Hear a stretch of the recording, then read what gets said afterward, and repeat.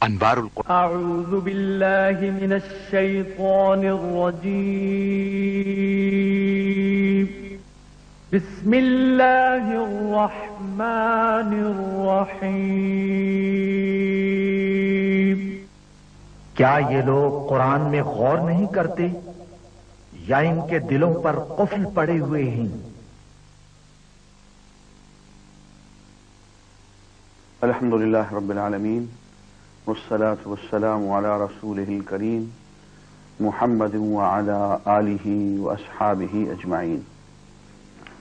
عزیزان گرامی، السلام علیکم. آج ہم قرآن مجید کے 27ویں پارے قال فما خطبکم کا خلاصہ بیان کریں گے. اس سے پہلے چند لمحے ہم کچھ حصہ سورہ قاف اور سورہ ذاریات کا بھی بیان کریں گے. سورہ قاف میں اللہ تعالی حیات بعد موت پہ خوبصورت دلیل عطا فرماتے ہیں کہ تم نے دیکھا نہیں کہ ہم نے آسمان کو کس قدر خوشنما بنایا ہے. یہ تارے، یہ کہکشائیں، یہ بنا دینا اس قدر آسان کام تو نہیں ہے. اگر ہم وہ بنا سکتے ہیں تو تمہیں دوبارہ نہیں بنا سکتے. اور تم دیکھتے نہیں ہو کہ ہم مردہ زمین کو بارش کے بعد کس طرح سے زندگی عطا فرما دیتے ہیں. بالکل ویسے ہی ہم تمہارے مردہ جسم میں روح پھونک دیں گے، تمہیں دوبارہ زندگی عطا کر دیں گے. فرمایا کہ ہم انسان کی رگے جاں سے بھی زیادہ قریب ہیں اور تمہارے ہر عمل کا ہمارے پاس ریکارڈ موجود ہے. ما یلفظ من قول الا لدیہ رقیب عتید. ایک لفظ بھی تم زبان سے نکالتے ہو، ہمارا نگران رقیب اس کو ریکارڈ کرتا چلا جا رہا ہے. اور فرمایا کہ پھر یوں ہوگا کہ ایک روز موت کی جان کنی تمہیں آن پہنچے گی. اے انسان، تو اسی موت سے بھاگتا تھا نا. سور پھونکا جائے گا. ہر شخص اللہ کے ہاں اس حال میں پیش ہوگا کہ اس کے ساتھ ایک ہانک کر لانے والا ہوگا اور ایک گواہی دینے والا. ہر ضدی کافر، ناشکرا، مال میں بخل کرنے والا اور شک میں گرفتار انسان جہنم میں پھینک دیا جائے گا. وہاں اس کا ساتھی شیطان پہلے سے جہنم میں موجود ہوگا اور اسے تو تکرار شروع ہو جائے گی کہ اس جہنم میں میرے گرائے جانے کا تو ہی سبب ہے. اور شیطان کہے گا کہ میں نے تجھے صرف رائے دی تھی، ترغیب دی تھی، بھٹکنے کا راستہ سجھایا تھا، لیکن تو پہلے سے بھٹکنے کو تیار تھا. اصل گمراہی تو خود تیرے اندر موجود تھی. اور لوگ بھی تو ہیں، وہ جو جنت میں چلے گئے ان کو بھی میں نے ایسی ہی ترغیب دی تھی. انہوں نے تو میرا کہنا نہیں مانا، تم نے کیوں مانا؟ تو اس پہ اللہ تعالیٰ فرمائیں گے کہ میرے سامنے جھگڑنے کی ضرورت نہیں ہے اور جو میرے فیصلے ہوتے ہیں وہ اٹل ہوتے ہیں. اور جہنم سے پوچھا جائے گا حل امتلأت، بھر گئی؟ جی بھر گیا، تیرا پیٹ بھر گیا. فتقول حل من مزید. جہنم کہے گی کچھ اور ہے تو لے آؤ. اس کے بعد ہم سورہ الذاریات میں دیکھتے ہیں کہ ہواؤں کے چلنے اور بارش کے برسنے کو ایک علامت، نشان اور دلیل کے طور پہ پیش کیا گیا ہے آخرت کے لیے. اور فرمایا کہ وہ لوگ جو زندگی یقین کی بجائے ظن و تخمین، اندازوں اور اٹکل پچو کے سہارے گزارتے ہیں وہ ہلاک ہو جاتے ہیں. علامہ کہتے ہیں کہ سنئے تہذیب حاضر کے گرفتار غلامی سے بتر ہے بے یقینی. اور پھر ایک رویہ بیان کیا گیا، متقی لوگوں کا رویہ. فرمایا اللہ سے ڈرنے والے اللہ سے خوشی خوشی انعام پا رہے ہوں گے. یہ لوگ راتوں کو بہت کم سوتے تھے، عبادت کرتے رہتے تھے. علامہ کہتے ہیں کہ سنئے تہذیب حاضر کی گرفتار غلامی سے بتر ہے بے یقینی. اور پھر ایک رویہ بیان کیا گیا، متقی لوگوں کا رویہ. فرمایا اللہ سے ڈرنے والے اللہ سے خوشی خوشی انعام پا رہے ہوں گے. یہ لوگ راتوں کو بہت کم سوتے تھے، عبادت کرتے رہتے تھے. سحری کو اٹھ اٹھ کر بخشش کی دعا مانگتے تھے. رات بھر عبادت کی اور سحری کو رونے لگے کہ اے اللہ تیری عبادت کا حق ادا نہیں ہوا. ما عبدنا کا حق عبادتک، ما عرفنا کا حق معرفتک، ما ذکرنا کا حق ذکرک. جس طرح تیرا حق تھا ویسے عبادت نہ ہو سکی، جیسے تیرا ذکر تھا ویسے ہم تیری قدر نہ کر سکے، تیری معرفت کا حق نہ ادا کر سکے. جیسے تیرا حق تھا ویسے تیرا ذکر نہ کر سکے. اور ان کے مال و دولت میں ناداروں کا ایک مقرر کردہ حق ہوا کرتا تھا کہ بھئی اپنے مال میں سے اتنا حق غریبوں کو، ناداروں کو، محتاجوں کو دینا ہی دینا ہے. اور پھر فرمایا لوگوں، اس زمین میں اور خود تمہارے وجود میں نشانیاں ہیں ایمان لانے کے لیے. اللہ کی ذات وفی انفسکم، آپ نے اندر تو جھانک کے دیکھو. افلا تبصرون، تمہیں کچھ دکھائی نہیں دیتا؟ تمہارے اپنے جسم کا اپنا نظام، اس پہ ذرا غور تو کرو. یہ دل تمہاری مرضی سے دھڑک رہا ہے، یہ جگر تمہارے پروگرام کے تحت کام کر رہا ہے، یہ پھیپھڑے تمہاری ہدایت کے مطابق سانس کی آمد و شد اور خون کی صفائی کا کام کر رہے ہیں. یہ اعضائے رئیسہ تم نے پروگرامنگ کی ہوئی ہے ان کی. یہ جسم کی خون کی نالیوں میں خون تیزی سے حرکت کر رہا ہے، تمہارے احکام پہ یہ چل رہا ہے. اگر یہ سب تمہارے حکم پہ چل رہا ہے تو پھر بڑھاپے کو روک لو.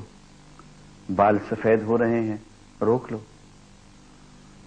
آنسو آنے لگے ہیں غم کی حالت میں، روک لو. اور موت آ رہی ہے، روک لو. معلوم ہوا کہ یہ جسم کا سارا نظام جسے ہم اٹھائے اٹھائے پھرتے ہیں، یہ سارا نظام ہمارے قابو سے باہر ہے. اس کا کنٹرول ٹاور کہیں بہت دور ہے، ریموٹ کنٹرول سے یہ چل رہا ہے. کسی اور کا حکم ہے جس سے کہ یہ پھیپھڑے، یہ دل، یہ جگر، یہ گردے، یہ اعضائے رئیسہ، یہ دماغ یہ کام کر رہے ہیں. اور جب وہ حکم دے گا کہ بس کافی ہو گئی، سانس کی آمد و شد بند ہو جائے گی.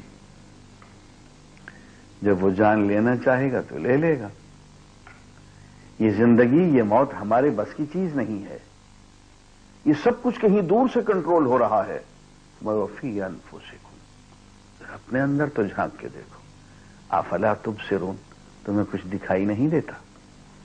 اور فرمایا فی السماء رزقکم، بھول میں ہو اگر یہ سمجھتے ہو کہ تمہارا رزق جو ہے وہ تمہارے اپنے ہاتھوں کی کمائی میں رکھا ہوا ہے، یہ کہیں زمین میں رکھا ہوا ہے، یا کسی فلاں اور فلاں چودھری کے آستانے پہ رکھا ہوا ہے. وہ سماء رزقکم، تمہارا رزق تو آسمانوں میں ہے. وہ جتنا چاہتا ہے جب چاہتا ہے تمہیں عطا کر دیتا. رزق دینے والا اللہ ہے. عزیزان گرامی، پھر اس پہ سورہ زاریات میں ایک خوبصورت بات ہمیں فرماتے ہیں کہ ہم نے ہر شے کو جوڑا جوڑا بنایا. بات لمبی ہو جائے گی. لیکن یہ بات 20ویں صدی میں آ کے سمجھ میں آئی کہ دنیا کی کوئی چیز ایسی نہیں ہے جو زوج نہ ہو، جوڑا جوڑا نہ ہو۔ حد یہ ہے کہ جب ہم نے ایٹم کا تجزیہ کیا تو پتہ چلا کہ اس میں بھی الیکٹران اور پروٹون جوڑا جوڑا چل رہے ہیں۔ دنیا کی ہر چیز کو اللہ تعالیٰ نے زوجین بنایا ہے۔ وَمِن كُلِّ شَيْءٍ خَلَقْنَا زَوْجَيْن، اس لیے لَعَلَّكُمْ تَذَكَّرُونَ، تاکہ تم کبھی غور کرو، فکر کرو اور سوچو کہ یہ اتنی ترتیب، تنظیم، تدبیر یہ آٹومیشن سے نہیں ہوتی، خود بخود نہیں ہوتی، یہ کسی بخت و اتفاق کا نتیجہ نہیں ہوتا۔ ایسا کبھی نہیں ہوتا کہ زمین پہ سیاہی گر جائے اور دنیا کا نقشہ بن جائے۔ ایسا نہیں ہوتا کہ زمین پہ رنگ بکھر جائے اور مونالیزا کی تصویر بن جائے۔ عمل تخلیق بہت محنت چاہتا ہے۔ یہ کائنات بہت حسین چیز ہے اور کسی بہت بڑے شاہکار نے اپنی خلاقی کا کرشمہ دکھایا ہے کہ یوں بن کے آ گئی ہے، اور پھر اس کی ایک خوبصورت تدبیر یہ کہ ہر چیز جوڑا جوڑا ہے۔ اس کے بعد فرماتے ہیں کہ آخرت میں وہ لوگ جو اللہ کی نعمتوں کو جھٹلائیں گے، ناشکری کریں گے، ان کے لیے عذاب ہے، اور وہ لوگ جو اللہ کی نعمتوں کی قدر کرنے والے ہوں گے ان کے لیے جنت ہے۔ اور جنت میں ایک خاص نعمت یہ ہے کہ اہل جنت کو ان کی اولاد سے ملا دیا جائے گا۔ کسی کے اعمال میں کوئی کمی نہیں ہوگی، لیکن ایسا ہے کہ فرض کیجیے اولاد کے درجے بہت نیچے ہیں، والدین کے درجے بہت بلند ہیں، تو اللہ تعالیٰ ان کے کم درجے کے باوجود ان کو والدین کے ساتھ ملا دیں گے، لیکن والدین کے درجوں میں بھی کوئی کمی نہیں کریں گے۔ اور فرمایا کہ ام خلقوا من غیر شیء ام هم الخالقون، اللہ کے وجود پہ یہ شک کرتے ہیں۔ اچھا ان سے ذرا یہ پوچھو یہ پیدا کس طرح سے ہوئے ہیں؟ بغیر کسی چیز کے عدم سے وجود میں آ گئے ہیں۔ ام خلقوا من غیر شیء ام هم الخالقون، کیا یہ اپنے آپ کو پیدا کرنے والے خود ہیں؟ یہی بات پہلے کی کہ اگر اپنے اندر جھانک کے تو دیکھو، اگر اپنے آپ کو تم خود پیدا کرنے والے ہو تو پھر اپنے جسم کے پورے نظام کو بھی خود سنبھال لو، وہ تو تم سے نہیں سنبھلتا۔ میرے بس میں ہوتا تو یہ بال سفید نہ ہونے دیتا، میرے بس میں ہوتا تو چہروں پہ یہ سلوٹیں نہ آتی، میرے بس میں ہوتا تو میں موت کا راستہ ہمیشہ کے لیے روک دیتا۔ میرے بس میں نہیں ہے، میرا یہ جسم، میرے یہ ہاتھ، میری کوئی چیز میرے اپنے بس میں نہیں ہے۔ میں نے ان کو پیدا نہیں کیا، اگر میں نے ان کو پیدا کیا ہوتا تو میں ان کو باقی رکھ سکتا، میں ان کا انتظام خود چلاتا، مجھے تو پتا بھی نہیں کہ اندر ہو کیا رہا ہے۔ پیدا بھی اسی نے کیا ہے اور نظام بھی وہی چلا رہا ہے۔ الا لہ الخلق والامر، یاد رکھنا کہ پیدا بھی اسی نے کیا ہے اور انتظام وہی کر رہا ہے۔ آگے سورہ النجم آ رہی ہے اور معراج سے متعلق آیات آ رہی ہیں، اور اس سے پہلے حضور اکرم صلی اللہ علیہ وآلہ وسلم کی ایک منزلت، ایک شان بیان ہو رہی ہے۔ وما ينطق عن الهوى ان هو الا وحی یوحی، اپنی مرضی سے تو بات ہی نہیں کرتے، جو بھی گفتگو ہوتی ہے وحی مسلسل کا نتیجہ ہوتی ہے۔ پیدا بھی اسی نے کیا ہے اور نظام بھی وہی چلا رہا ہے۔ الا لہ الخلق والامر، یاد رکھنا کہ پیدا بھی اسی نے کیا ہے اور انتظام وہی کر رہا ہے۔ آگے سورہ النجم آ رہی ہے اور معراج سے متعلق آیات آ رہی ہیں، اور اس سے پہلے حضور اکرم صلی اللہ علیہ وآلہ وسلم کی ایک منزلت، ایک شان بیان ہو رہی ہے۔ وما ينطق عن الهوى ان هو الا وحی یوحی، اپنی مرضی سے تو بات ہی نہیں کرتے، جو بھی گفتگو ہوتی ہے وحی مسلسل کا نتیجہ ہوتی ہے۔ اور پھر آگے فرمایا کہ اللہ تعالی کہ ہاں کسی کو دم مارنے کی مجال نہیں ہوگی۔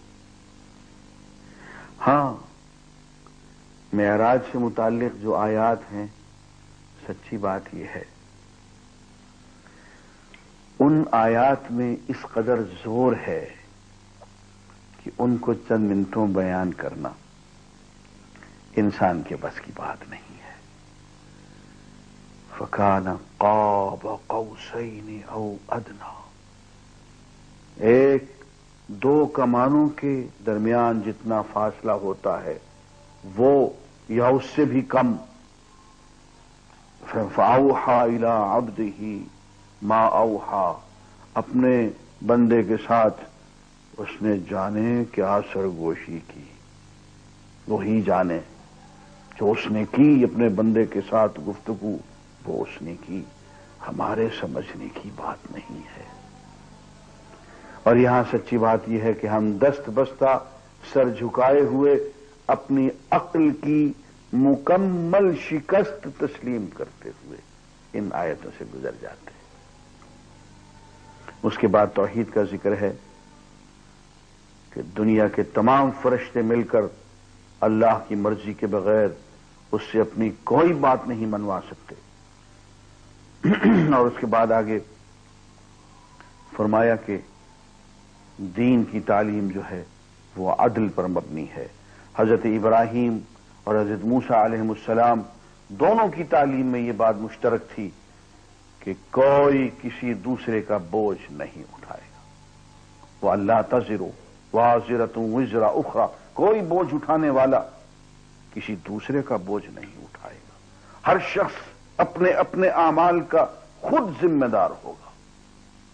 ایسا نہیں ہے کہ کرے کوئی اور بھرے کوئی، ایسا نہیں ہے۔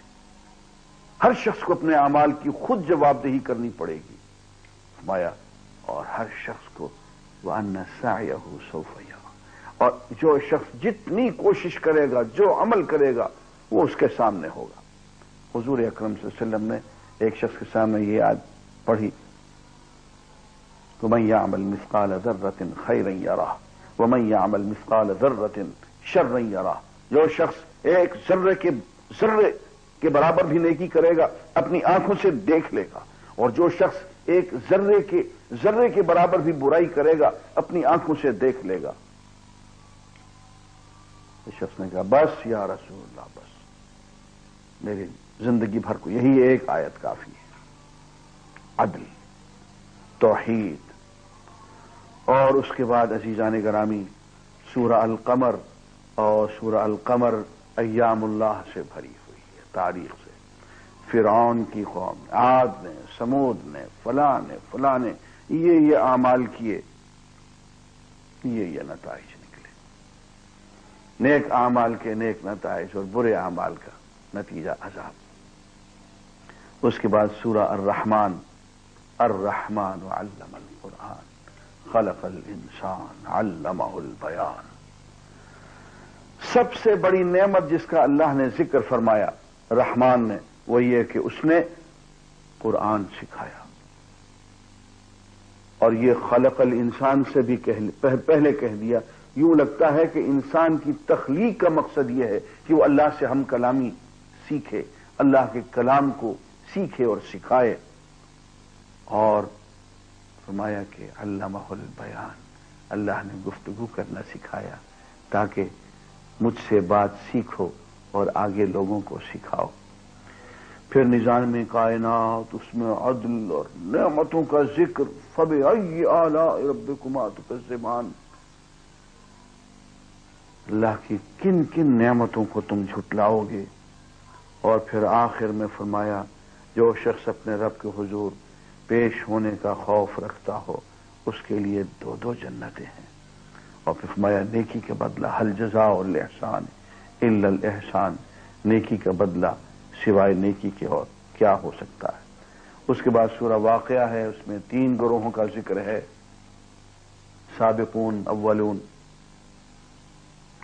دائیں جانب والے اور بائیں جانب والے. سابقون وہ جو اللہ کا بہت قرب رکھنے والے، دائنی جانب والے جو اپنے اعمال نیک اعمال جن کے برے اعمال سے زیادہ جنت میں جانے والے، اور تیسرے وہ جو بدبخت جو کفر شرک نفاق میں مبتلا اور اہل جہنم. ان تینوں کا ذکر ہے. اور آخر میں ایک چیز کہی کہ دیکھو یہ تمہارا عزیز ہے، ہم اس کی جان کو حلقوم تک لے آئے ہیں. تم اگر کوئی بہت بڑی چیز ہو اس کو بچا.